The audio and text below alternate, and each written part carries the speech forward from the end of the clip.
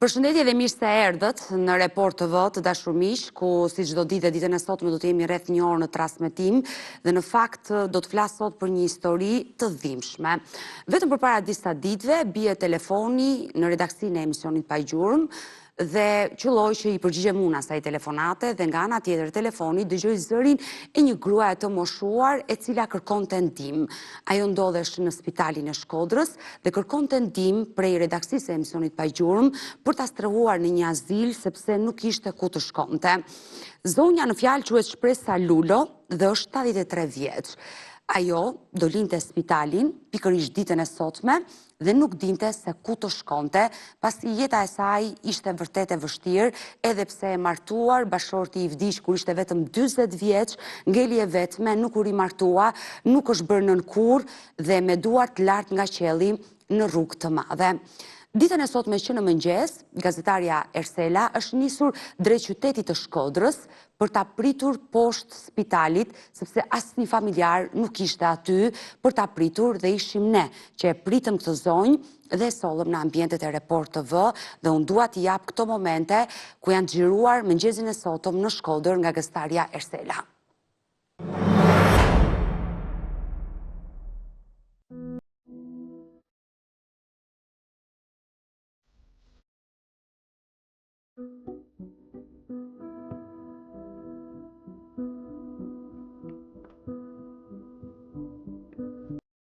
Miqtë e Pa Gjurmë, sot ndodhemi në qytetin e Shkodrës, ku mbrapa meje është spitali i këtij qyteti. Pra disa ditësh në redaksinë tonë kam përritur një mesazh nga një 72 vjeçare e quajtur Shpresa Lulo, e cila prej 17 ditësh ka qenë shtruar në këtë spital. Në mesazhin që ajo ka shkruar ka shprehur dhimbjen që ajo po përjeton gjatë kësaj periudhe, duke qenë se ajo jeton e vetme dhe nuk ka asnjë familjar. Dhe për këtë arsye ka ngelur edhe rrugëve, nuk ka një stres se ku të fus kokën. Ajo na ka kërkuar ndihmë që ne t'i mundësojmë një banesë ku ajo mund të jetojë.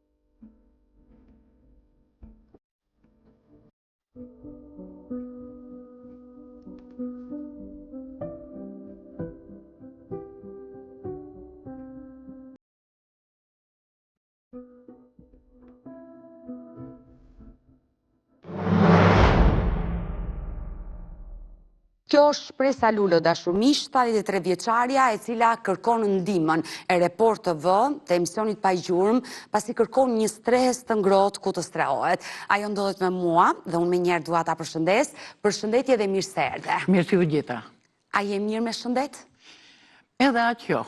Biles kam nevojë, posaçërisht për problemin që i ngritni ju, që ju jam anku për të strehu, duhet dhe një ndihmë të fuqishme nga ju që t'i bas thirrje ministres të shëndetësisë për kurimin tim se kam që nga gushti që shtrohem në për spitale, thatë mjekësia interne, thakë ne nuk më kanë stabilizu. Prandaj je sot këtu dhe 17 ditë kam ne jashtë urgjenca Tiranës, shkoni shisni kamerë. Do të dëgjoj me vëmendje ditën e sotme, por më lejo të prezantoj edhe juristen Nexhi Beqiri. Nexhi, përshëndetje dhe mirë se erdhe. Përshëndetje, Odeta.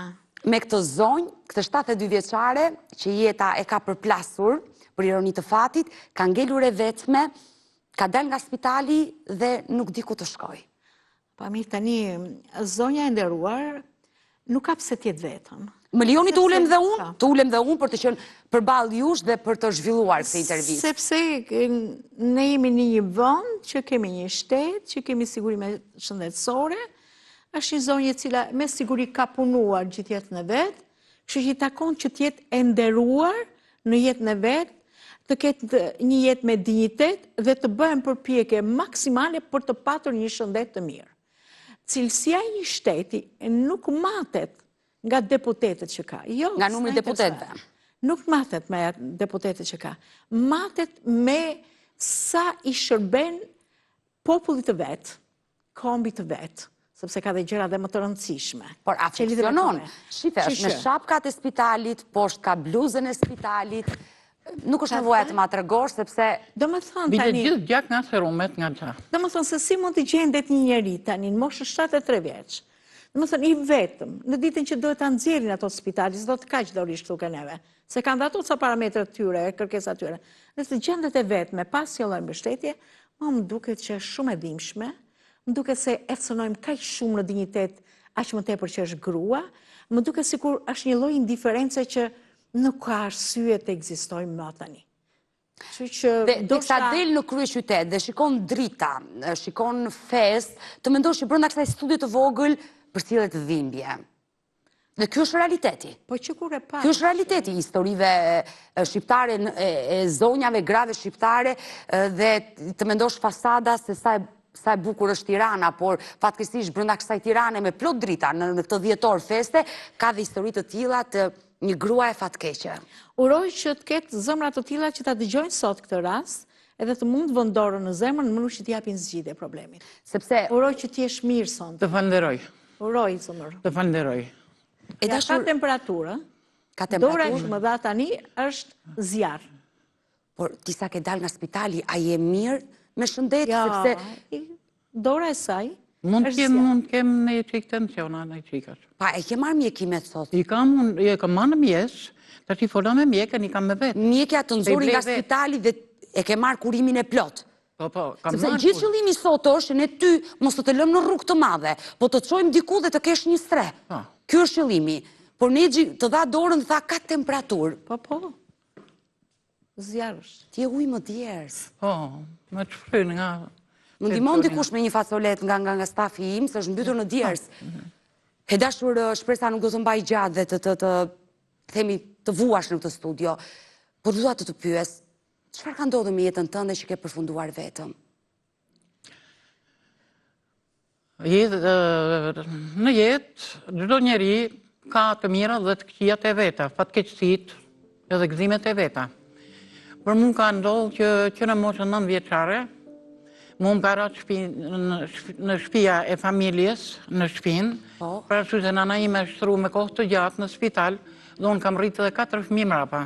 Ha, le të them bëre rolin e nënës për Po, vëllezërit e 9 motrat. vjetë, tha, kur i lidhësha, unë nuk di që me i lidhë dhe më bajshin ashtu më kupton që më të qohë.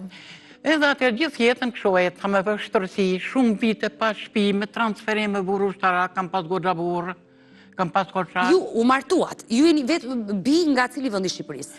Unë kam linë në Shkodër, Je shkodrane. po nuk kam ndaj në Shkodër se kam i 2 muajshe, kena qenë me transferim në Fugë, kam Në ato pas vitet baben oficer policie. Komunizmit ku oficerët lëviznin nga një vend në një Kontroll vend. rrugor, baba im, ka qenë, edhe, dhe me thonë kena lëviz në gjithë vendet, ma ku kanë thonë, Berat, Durrës. Je rritur në vende të ndryshme të Po, unë Shqipërisë. kam 20 vjetë në Durrës, 20 e ca vjetë në Tiranë, jo në Puk, jo kënej. U martove çfarë moshe? Unë jam martu 29 një 3 vjetë fejum në për qef. Dhe burrin e kishe nga Korça. Po, devollit, biles, motra e ti, mjekja, që është në Toronto, një mjekja firmume, është martu për kurshinin e Arjan Starovës, ish ministrit jashtëm. Ajo ju prezantoi? Jo, nuk na prezentoj, ne u njoftëm se kishim punën afër. E qartë. Ishte një kushina vetë që mifte që fëmi, kishte burrin kryetar Degët. Ne kishim punën afër, unë dhe ai, tu kalu vërdit. U dashurat vetë me njëri Diçka tjetrin. dhe me thanë, edhe bisha në sën atë kohë, edhe ai si një djali mirë, Edhe sot je një zonjë fisnike. edhe Përpos- pyti, nese, u martum, Ti ke qenë e re, sa vjeç? po unë kam qenë, kur jam njoft në atë 20. 20, ndërsa ai dhe ai i Një ri. vit. 21 vjeç. Po çfarë ndodhi në martesën tuaj se qëndruat shumë pak vite dhe fatkeqësisht ai u largua nga kjo jetë? Urzot, lutem, Bashkëshorti është larguar nga kjo jetë? po të largu në 96-ën. Sa vjeç ke qenë? Me, po, te 40-at, Ka një ai 41. Ke jetuar diku 20 vite me të? Po. Fëmi nuk sollët në jetë? Jo, burri im ka bën një operacion, më falin të djelë moqat, se i kena si fëmijët e tonë. Operatorve. Po, operator, po s'ka rëndësi, tash se ne shqiptarët jemi i qikë në ato. Burri im ishte një djalë, kodos, i pamshëm, me gjithat mirat, mustaqet zi, flok zi, goxha i bitë kitarës, do të rote 4 gjuhë të ujat. Korsar. Si ata ma që e din t'i vetë. Dhe unë kisha ma ta vizitat, duke shku me të motrën, të cilët më thanë që i thanë mjekët që kjo i bën fëmit në seri. Si mama e vetë. Në gjillushe, kontrolo, nënaj me ka ba 6. Po pra. Kontrolo vllajnë. Dhe ka operu me Zafer Brati, më falë se më thatë goja nga i latë. Mirë, mund të pish pak uj, pra ti po të rëgonë që ka qënë bashkëshorti ai që ka pasur një problem dhe nuk u bë dot frindër, që nuk sollët një jetë fëmi. Dhe kjo dhe me thanë, është e njohur kjo dhe diagnozet, e ka operu me Zafer Brati, ishte shefi i kirurgjisë, që ishte shok klaset me të motrën. Fatkeqësi të themi që nuk u bë prindër dhe nuk sollën një jetë fëmi. Dhe këtu, një kaq vend, varikocel quhet ajo. Ka një vejën që është krimit fëmijëve që ka një vakum të madhë. Dhe ne nuk patëm fëmijë. Por, bashkëshorti fatkeqësisht ndroi jetë kur ai ka qenë 41 vjeç ti 40 vjeç. Çfarë ndodhi me të? Aksident në Itali. Ju keni qenë në Itali në atë kohë? Nuk kam qenë unë në Itali, sa ai ka ikë klandestin. Dhe historia është kjo që unë jam tash i pas shtëpi, atëherë ishin kohë edhe 7 milionë ushit të shtëpia. Burri im iki klandestin, për arsye se na hoqën nga puna mu. Me hoqen mu, hoqen atë, si kur kanë bëmë, se nuk më manë në Zoja Negji, kena takun ministri në respekt të drejtësis, dhe të kam thënë mund të dera që kemi për Zotin Hidajet. Më ke thënë do bëhet diçka. Sepse Zonja Negji takon shumë njerëz, realisht dhe nuk i mban më. Jo, po mund të dera. E të gjithave. Por mund të më tregosh shpresa aksidenti, ishte ai që duke i dhënë timonit, e shtypën, çfarë ndodhi me bashkëshortin? Vetëm kaq mund të jap. Jo më tepër. Aksident rrugor? Vetëm kaq mund t'jap. Mirë, është e drejta juaj. Shpresa, ju 40 vjeç e re, nuk vendoste ta rinisi jetën nga e para? Absolutisht jo. Pse mori një vendim? Unë jam një femën që jam si puna Ida Jat Begjirit. Kur tham kështu unë dhe kështu dhe ka qenë e mëllun.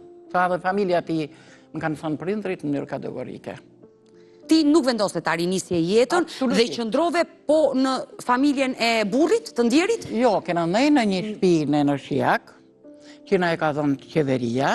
Po? Atëherë u shitëshin fare lirë, që në firmat piramidale. Në të shtata? Po ne nuk e lam në firmat piramidale, po për arsye, kjo kështë marrë legë borç për ti klandestin. I ndjeri? Madhe, po, për ti klandestin. E qartë, atëre me gomone, ku largoheshin, pagonin para, ajo historia e shqiptarve. Edhe këto pare a i la borç. Edhe i ku më thëni po, thaj pa punë, punoj një nënë muin për këthyrë se ditë dhe gjuhën turke, në Stamboll, erdi turku me te, sa pagë vogël, më sa shprej, sa.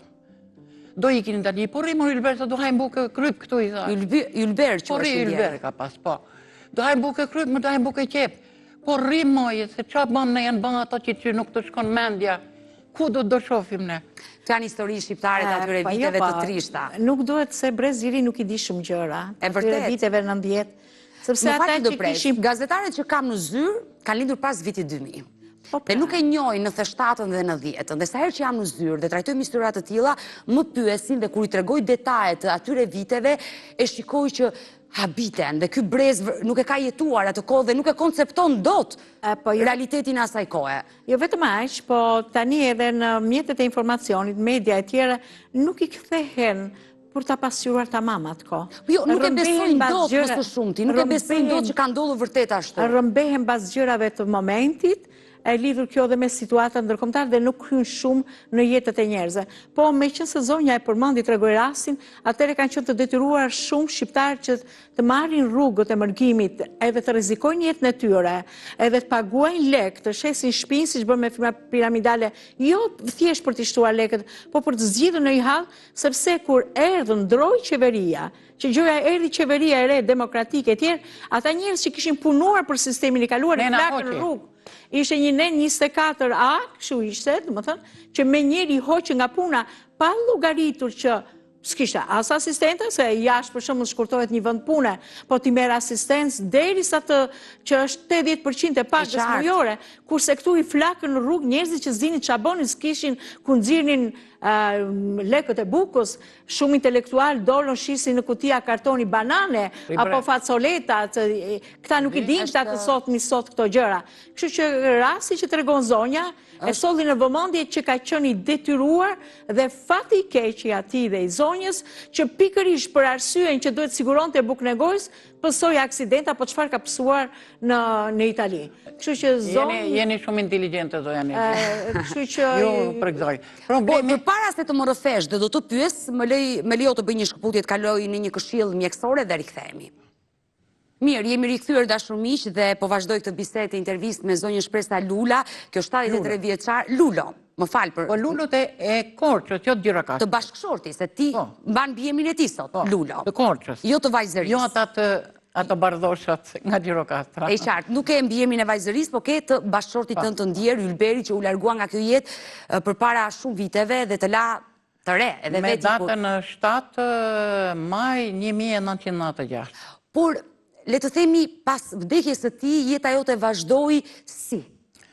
Shumë e zymt, pat ardhura fare, me një motër invalide që e majta 20 e sa vjetë, me një fatkeqësi të papar, edhe kur ishim, kush e disa vite paguam qera, paguishim në hotel një rogë, se nuk na dhanë shtëpi, na kanë ndjekë histori. Të gjithë jemi dëmtu ekonomikisht, se na e çote burrin në Fierës, e këmej na shkoqin vetëm bileta rrugës, bash 4 ditë me ikën kohët se ishin e tjerat, dhe me thonë u dëmtu totalisht. Dhe asnjëherë nuk patëm në një përkrahje. Sa vite ka që u boj që ti je vetë me fare? E vetë me gjithë jetën. Gjithë jetën? Po, gjithë jetën. Por, tani ndalemi pak dhe më shpjegoj, dashur Shpresa, si përfundove në spitalin e Shkodrës, ku pasi more vetën, a telefonove ne dhe kërkove ndihmë. Se ti aktualisht je në njësinë bashkiake, çfarë numër të në Tiranë? Numër 7. 7, pra, e ke vënë banimin në Tiranë. Si përfundove në Shkodër? Në Shkodër unë shkoj herë mas heret, edhe me urgjencë, mund me të rrugës, shko me marrë një ilaç, një kuti ilaç, edhe rash para një farmacie. Shkove në Shkodër për të takuar dikë? Për problemet mia, kam disa dokumenta, kam disa gjana. Sepse ju e thatë që jeni shkodrane. Dhe ti shko në Shkodër për para disa ditve dhe të bie të fikt në rrugë. Po. Dhe qytetarët të ndihmojnë? Qytetarët, po. Ka ndihmu një esler suma. Dhe të kanë çuar në urgjencë? Po, që më doli mu. Po, dhe me thanë thiri urgjencën, e gjitha i milet nuk kam pasë, që është ishi papa ndjenja komplet.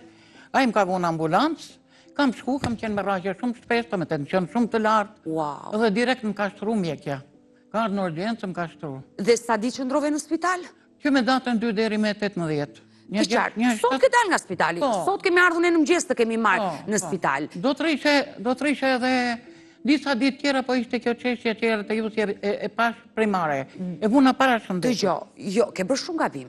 Nëse më ke gënjur që unë sot do dal nga spitali me lejen e mjekës. Jo, i thash unë. Unë i thash me më dhanë në thash ato, thot deri këtu nuk kam çfarë të bëj më tepër, për këto që ke dhimbjet, sa ke marrë kurat, e ke marrë ta i kam bledh gjitha. Por ti vuaje në spital jo trupi që të dhimbte, dhe tensioni lartë, dhe temperatura, çfarë kishe, por ti vuaje që do dal një ditë nga spitali dhe ku do shkoj. Po, edhe shpirtërisht. Bile sa infirmierët më thanë. Ti nuk ke një shtëpi? Jo. Ku ke jetuar gjithë? Me qëra 20 e sa vjetë në Tiranë, po ti marrë me radhë. 2 shtëpi janë Laprak, një shtëpi këtu te Kruja, te rajonit 3, një shtëpi te rruga Elbasanit, e një shtëpi ku shkon të uzina traktori që ka qenë Korçarësh. Pra, gjithë jetën ke jetuar me qëra pas vdekjes së burrit? 22 vjetë, ma thane, vdiq mota, nuk ishim lek me pagu ma. Me pagu qëra, se njënë në rogë puqim qëra, tjetër në hajshim që do. Sakrific. Jo sakrific. Edhe qëfar banesa me ujë, të një gjosh komandat, pas një kusht, pas një gjatë. Që ti meri me qëra të lirë, ideja për të marrë një shtëpi... Po, edhe kur kam pagu 160.000 lek, ka saj kategoria dhe pa ujë. Ju, trajto, i keni një pension sot? Po, kam pension. Ke një pension? Po, kam një pension, të cilin të pak të 100.000 lek, 100.000 lek i marrë mu i lache. Me lek të mja i ka aktualisht i të regoj. Nga 200.000 lek që ka pensionin, 100.000 lek i ka i lache dhe pasaj duhet paguaj qëran e shpis, drita, ujin, duhet bëj buke, që të bëj? Në më thënë, kjo është skandaloze. Edhe si kjo ras nuk është... Ajde që diku tjetë dhe i ka marrë veresie të autorizoj, se e latë më thele në telefonin atje, të marrë farmacistin ku ja ka marrë veresie që mi ka qunë spital. Ndatë ombrez po më frëmet, që marrë se të fjetë në për qimenta, në për ujë. Po pëse ti ke fletur për jashta? 17 ditë kam fjetë për jashta të urgjenca spitalit, nuk është e largët, mund tjetë shtatori të tori. Shqip një kamrat. Në momenti që ti s'kishe para të pagoj që ranë, përfundove në rrugë? Po pa tjetër, edhe në përshoqe, 3 muaj kam najtë një fetije bisha në Shkodër, pra ne ku kam pas mishtë një atje, 3 muja Po kjo është e dhimbshme, do më thënë, të arish në një moshë që nuk e më fuqi, as të punosh, as gjë, dhe të ngelesh në mes 4 rrugëve, po mirë, institucionet, a e njësia bashkiake 7, nuk të ndimoj, vajti trokite në njëra aty? Djali mirë, se shi që më ka ndodhë mu, kjo të shumë nuk e dhja du të them, këta du të them. Po thuaje, nëse do të thua shtuaj, pa rezerva jemi. Me korrigjojmë. Jo, atje. Mu më ka dhënë bashkia e madhe, kur kam bën kërkes, më ka dhënë një shtëpi sociale te uzina traktori. Te kish uzina traktor të shtëpi që janë ndarë? Po, që janë ndarë. Po. Dhe nuk më kanë lajmëru fare. Dhe mund të qoj edhe sot të tregoj se cilat janë dritaret që kanë qenë. Një dhomë, pa balkon, pa gja. E qartë, me një pagu stres. 20.000 lekë në muaj. E kisha motrën gjallë atëherë. Po pse nuk e more atë? 28, nuk më kanë lajmëru. Dhe kush e ka gëzon atë? Këte e ka lujt një drejtoresh që ka qenë atje një shkur të shnosht. Unë hysha me taku në zyrë kënej, a kishte edhe një derë tjetër dilë të anej. Më thoshin ka shku në bashki, shkojshë në bashki unë. Do me thënë, ajo dhomë që të caktua nga bashkia, e ka marrë dikush tjetër? Pa tjetër. Bile dhe për këte është në Diani, zoti Hidajet Beqiri, për arsye se unë i kam shku në zyrë.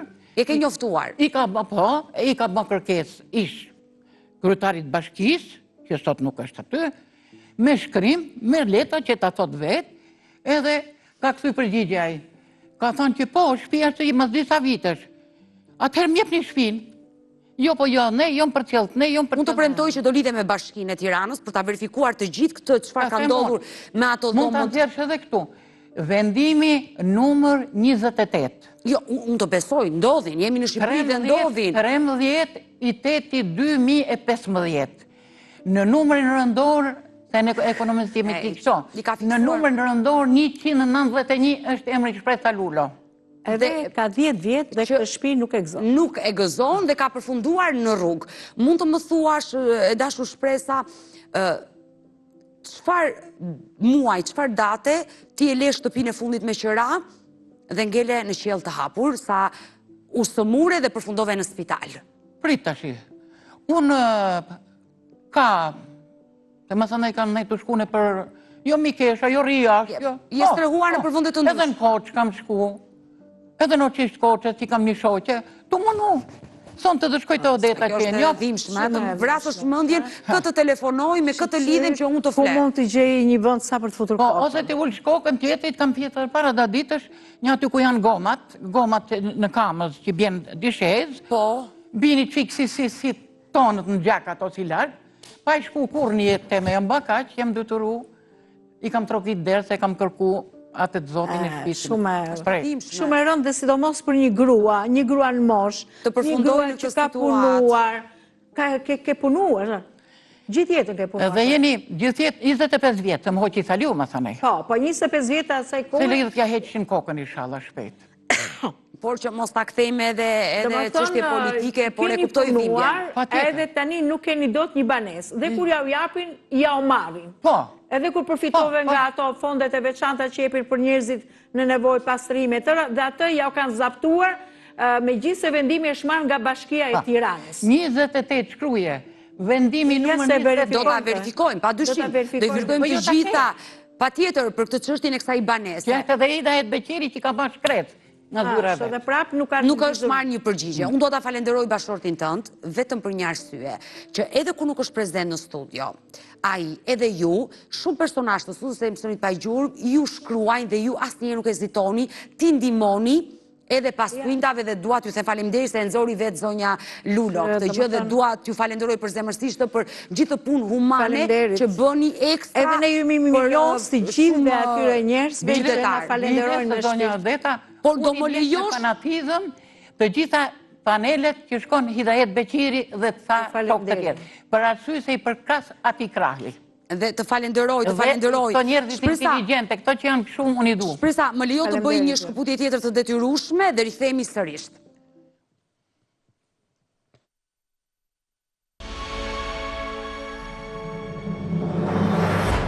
Mirë, jemi sërish të bashk, e dashur shpresa unë e di që ke për të thënë shumë gjëra, por edhe kohë nuk e kemi dispozicion. Ajo që ti kërkove... Muar du të më ndjekin se më përçmojnë mjekët se unë i kam durët bosh. Nuk kurohem maksimalisht ku duhet. Me i bën thirrje ministres shëndetësisë, kam dashur më shku me ul atje me ne, atje pa ta çojnë policinë. E unë nuk jam gruaj që unë kam qenë e bija e oficerëve të policisë, edhe një ushtaraku të atje që të marrin ato përkrash mu si zhele. Unë aty do isha ullë. Por, ti ke kërkuar nga studio emisionit Pa Gjurmë të shkosh në një azil se nuk e ku shkon. Pa tjetër. Dhe sa po ti na telefonove, pa dyshim që ne morëm masat, dhe unë dua në këto momente, sigurisht sepse dhe Pa Gjurmë troket tek institucionet dhe kërkon ndihmë kur përballet me personazhe të tillë dhe të mendosh një 73 vjeçare si Shpresa Lulo që kërkon ndihmë, ka lënë sot spitalin, ka qenë gazetare Ersela që ka udhëtuar drejt Shkodrës dhe e ka marrë dhe ka sjellë në ambientet e Report TV dhe ajo ka kërkuar ndihmë të strehohet në një azil se është në mes të 4 rrugëve dhe është histori e dhimbshme e kësaj 72 vjeçare. Unë në këto momente dua të telefonoj dhe të kem në një lidhje telefonike drejtorin e qarkut të Tiranës të shërbimit social shtetëror, Alfred Muharremi, i cili është një mik i programit të emisionit Pa Gjurmë dhe dua ta përshëndes. Alfred, përshëndetje.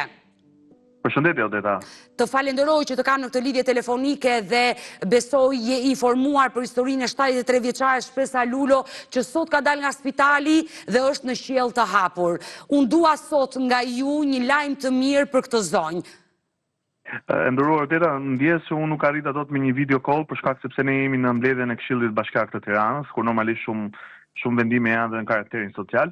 Në lidhje me zonjën Shpresa, siç e kemi diskutuar edhe së bashku, shumë e shqetësuar në lidhje me këtë situatë që ndodhet, me porosi dhe me delegim të drejtorit të përgjithshëm të Shërbimit Social Shtetëror, zonjës Reme Xholi, menjëherë zonja Shpresa Lulo po pritet nga shtëpia e të moshuarve në Kavaj, fiks përkatësisht nga drejtori i Fisnin Kresniqi, me stafin përkujdesës edhe me një pjesë shumë të mirë të të moshuarve të cilët janë të akomoduar në qendrën e shtëpisë të moshuarve në Kavaj. Alfred, unë sinqerisht, një sekondë, dashur Shpresa, do të shpjegoj dhe unë me detaje. Unë sinqerisht të falenderoj nga zemra që le të themi u gjet në kohë reale një dhomës, një krevat i ngrohtë për këtë zonjë dhe të falenderoj shumë për këtë lajm të mirë që përcolle dhe do mbetemi bashkë në kontakt dhe faleminderit, sinqerisht, sepse di që je I garantojmë zonjës Shpresas që do të ketë një përkujdesje qoftë nga ana shëndetësore edhe një përkujdesje në të gjithë shërbimet multidisciplinare që ofron shtëpia të moshuarve në Kavaj dhe do të ketë stafin, por normalisht edhe bashkëmoshatarët e saj që po e presin me shumë padurim dhe ju mund të menjëherë sapo të mbaroni emisionin mund ta dërgoni dhe ata ju presin. Të falenderoj të përshëndes Alfred. Faleminderit. E dashur Shpresa, më dëgjoj me vëmendje sepse e pash që u mërzite kur dëgjove fjalën Kavaj. Se ti je nga Tirana dhe kërkon të jesh në Tiranë. Për shkak të numrit të lartë, le të themi, që momentalisht ne flasim, nuk ka asnjë vend bosh në azilin shtetëror të Tiranës, ne përkohësisht do të çojmë në Kavaj dhe patjetër që do bëhet gati një dhomë e posaçme për ty në azilin e Tiranës. Thjesht që ti nuk ke një stre dhe nuk do të lëmë në rrugë, ti dole sot nga spitali dhe nuk mund të flesh në rrugë, je me temperaturë, ke nevojë për medikamente, për kurim ekstra, është tashmë drejtori i azilit të Kavajës që ka bërë gati gjithçka, ku stafi mjekësor është duke të pritur, vetë drejtori është duke të pritur, dhe ti do shkosh të strehohesh për pak ditë aty sa të bëhet gati vendi për azilin e Tiranës, ku aty do qëndrosh deri në fund. Zonja Odeta. U mërzit Nexhi, nuk do në Kavaj. Po unë kam luftu për këtë Tiranën.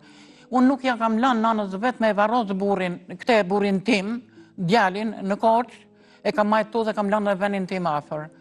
Por unë të premtoj se unë do vite të takoj vetë personalisht në Kavaj dhe unë të premtoj që ne do të marrim nga Kavaja të stillim në Tiranë. Vetëm këto ditë sa të bëhet ky estimim, sepse le të themi është dhe një proces dokumentash që ne do vazhdojmë t'i bëjmë pas kuintave, që të bëjmë regjistrimin në Tiranë, por këto ditë u mendua përkohësisht të gjendet një dhomës që ti të kesh një vend të sigurt sa të bëhet sistemimi për Tiranën.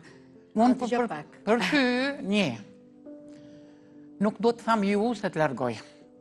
Dhe për zonjë Nedri që po më letësoni fije gjoksin se po përmen emnin Nedri. Të nënës tënde, banti një tin emër. Që kjo egzoft, Jarabil, me shekuj. Unë nuk kam leju që të marrin burin tim të avarosin atje. Meraku i sa i është që mos vdesin në kavaj dhe varosin kavaj. Mos ma mendoj e re. Mund të them dy fjalë? Unë nuk shkoj në asë një vend, ku nuk shkoj në vendlinjen time që se du fare, është fatkeqësi, pra që se nana ime ka qenë origjinë kroate, këto i thojnë Podgoriçan. Më dëgjoj se po të pret dhe makina, ke besim tek mua? Shumë. Atëherë unë do vi vetë të kavaj, unë nuk kisha maje me nuk... Dhe të premtoj do vi me këmbët e mia për të marrë me makinën e reportit apo me makinën e shërbimit social dhe për të sjellë në Tiranë sa gjëra të sistemohen sepse është një varg dokumentash që unë do të ndihmoj me stafin tim që t'i plotësojmë. Ne gjithë përpara ta përsjellim. Po, të them dy fjalë se dua t'i them me gjithë shpirt. E para njerë që faleminderit Odetës, emisioni që drejton Odeta, Report TV që... Unë kam dopsi, moj për te, kam dopsi. Ta them dy fjalë. Një sekundë më tharoj, se ti ti manë më shumë. Si të kam thënë ku një gjova dhanin tamë. Qera si që ka për telefon. O të marsha të keqen tame. Mirë, ne gjithë që mos... Ta baroj këtë, do më thënë, e para, do më thënë, një falenderimi veçantë, edhe meritat, do më thënë, duhet i marri, sepse kanë në staf edhe në grup. Po, kanë ndjeshmërinë e dur për rastet të tilla. Faleminderit shumë, drejtorit që u përgjigji në momentin Alfred Muharremit. Mos u mërzit, kjo është e përkohshme dhe mendoje sa të rije në spital akoma, me mendimin që kur do dal nga spitali dhe ku do shtri kockat e mia, ku e kam shishën e ujit për të pirë ilaçin që më duhet patjetër, do sistemohesh aty, do ta marrësh veten mirë, do ambientohesh dhe besoj se shumë shpejt do rregullohesh të vish Tiranë. Po ndoshta do na thuash që jo se jam mirë këtu, se do mësohesh. Jo. Por unë i premtova, unë të premtova publikisht që do vi vetë të marrë dhe sjell në Tiranë dhe do ndihmoj për çdo gjitha dokumentat. Unë si baj reklam kërkuj se po të them jena motër e vlla me Hidajet Beqirin nga Mendësi. E do shumë. Mirë, jemi dëgjoj. Je një gru dinjitoze se unë nuk vetë i lëm komplimente se e di që më do fort. E di që më do fort. Por makina dhe Ersela për të pret, Ersela të më ndihmoj, je me temperaturë, ke me vete ato rrobat e spitalit, ke nevojë të bësh një dush, të shplodhesh, ndoshta temperatura në këto minuta. Kam lënë qeset madhe në makinë. Patjetër, është kujdesur Ersela, kështu që ma jep dorën. Dhe do vish me mua, ne gjithë mund të qëndrosh aty të lutem, hajde me mua, Ersela të lutem, misionin tënd do ta çosh deri në fund me zonjën dhe do të vi të takoj. Të përqafoj? Mirë, kalojmë në një hapësirë, kalojmë tek Prostatoli, dashumisht dhe rikthehemi sërish bashkë live.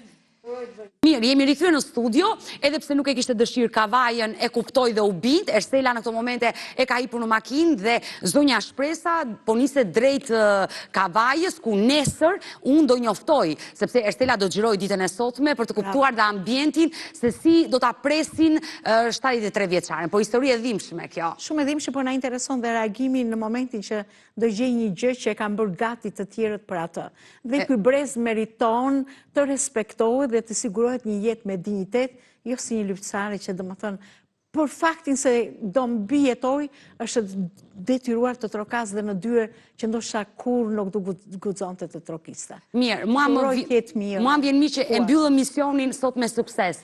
Këtë 73 vjeçare dhe uroj që të bëhet më mira për të dhe sa më shpejt të vinë në Tiranë. Zojani Xhi, faleminderit që të pata në studio. Faleminderit dhe juve, se ndjej mirë kur realizohen gjërat që kanë vlerë dhe nuk mbetim në kuadrin e fjalëve. E vërtet. Mirë, me historinë e kësaj 73 vjeçare kemi ardhur në fund edhe për ditën e sotme. Ju falenderoj që ndroat me mua deri në fund të programit. Ne bashkë do të takohemi sërish nesër. Ju e dini që pa gjurmë vjen çdo ditë nga Ana në të premte, live ora 16. Mirupafshim.